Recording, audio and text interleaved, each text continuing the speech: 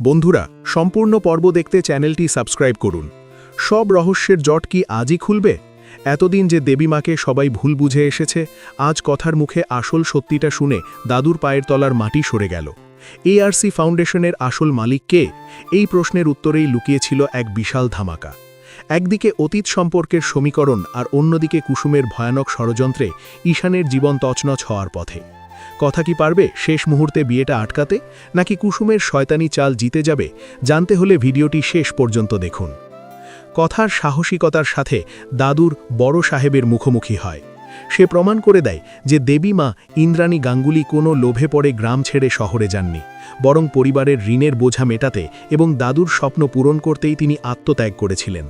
কথা ফাঁস করে দেয় যে গ্রামের উন্নতির জন্য তৈরি এআরসি ফাউন্ডেশনের পুরো নাম আসলে অভিমন্যু রায়চৌধুরী ফাউন্ডেশন, যা দেবী মা দাদুর নামেই তৈরি করেছিলেন। এই সত্য শুনে দাদু অসুস্থ হয়ে পড়েন। অন্যদিকে কুসুম এবং তার দলবল রসনকে রাস্তা থেকে সরিয়ে দিয়েছে, যাতে অনুশ্রী সঠিক সময় গাঙ্গুলি বাড়িতে পৌঁছতে না পারে। কুসুমের পরিকল্পনা হল ঈশানের সাথে দেবলীনার বিয়ে দেওয়া এবং গাঙ্গুলি সাম্রাজ্যের একছত্র অধিপতি হওয়া। কথা ট্রাফিকে আটকে পড়ে এবং কান্নায় ভেঙে পড়ে, কারণ সে অনুশ্রীকে নিয়ে সময় মতো পৌঁছতে পারছে না। দৃশ্যটা শুরু হয় কথার সেই অকাট্য যুক্তি দিয়ে। সে দাদুকে চোখে আঙ্গুল দিয়ে দেখিয়ে দেয় যে দেবী মাকে তিনি এতদিন ঘৃণা করেছেন, সেই দেবীমা আজও তার পাঠানো উপহার যত্ন করে সাজিয়ে রেখেছেন। আর সবথেকে বড় চমকটা আসে তখন, যখন কথা বলে এআরসি ফাউন্ডেশনের মানে হল অভিমন্যু রায়চৌধুরী ফাউন্ডেশন।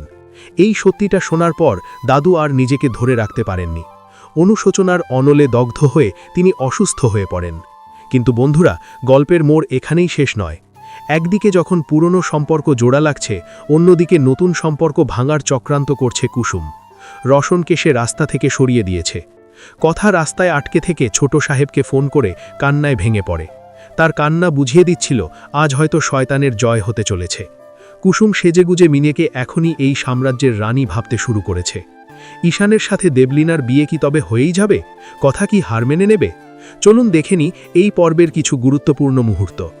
আগামী পর্বে আমরা হয়তো দেখব এক মিরেক্কেল।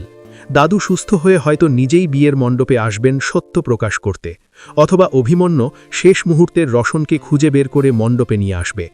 ঈশান কি সিঁদুর দানের আগেই বিদ্রোহ করবে, নাকি কুসুমের চাল সফল হবে? খুব সম্ভবত বড় কোনো ধামাকা অপেক্ষা করছে বিয়ের লগ্নেই। সিরিয়ালের এমন সব এক্সক্লুসিভ আপডেট, গোপন তথ্য আর আগাম খবর সবার আগে পেতে হলে দেরি না করে এক্ষুনি আমাদের চ্যানেলটি সাবস্ক্রাইব করুন। ভিডিওটি ভালো লাগলে একটি লাইক দিন এবং বন্ধুদের সাথে শেয়ার করতে ভুলবেন না। দেখা হচ্ছে পরের ভিডিওতে, ততক্ষণ সাথে থাকুন।